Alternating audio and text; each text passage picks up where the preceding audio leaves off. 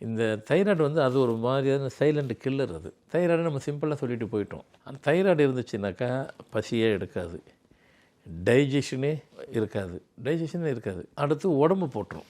Thyroid இருந்துச்சுன்னா இப்படிலாம் இருக்க மாட்டாங்க, உடம்பு போட்டு விட்ருவோம். ஏன்னா சாப்பிடலன்னு சொல்லும் போகும்போது சாப்பிடலைன்னாவே அதிகம் இப்படி இருப்பாங்கன்னு நினைக்கிறீங்க.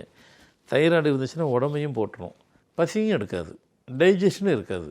அப்போது உடல் தொந்தரவும் இருந்துக்கிட்டே இருக்கும். இப்போ நீங்கள் இந்த நம்பரு பாக்கெட்டில் வச்சுக்கிட்டீங்க, மொபைல் நம்பர் வச்சுக்கிட்டீங்க. இப்போ பாருங்கள், ஒரு மாதம் கழித்து பாருங்களேன், உங்களுக்கே அப்படியே பசி. ஒரு மாதம் இல்லை, 10 நாள் 2 வாரத்துலேருந்து பசி எடுக்க ஆரம்பிச்சிடும். ஒரு மாதத்தில் பார்க்கும்போது டைஜஷனு கொஞ்சம் வேலை செய்ய ஆரம்பிச்சிடும்.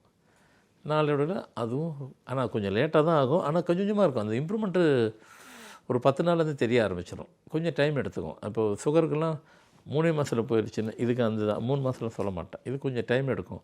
ஆனால் வித்தியாசங்கள் நல்லாவே தெரியும். இந்த டைஜஷன் அந்த ப்ராப்ளம் போயிடும், பசி எடுக்க ஆரம்பிச்சிடும். தைராய்டு உள்ளவங்களுக்கு பசி எடுக்குன்னு சொன்னாவே கிட்டத்தட்ட அது ரெக்கவர் ஆகிட்டுருக்குன்னு தான் அர்த்தம்.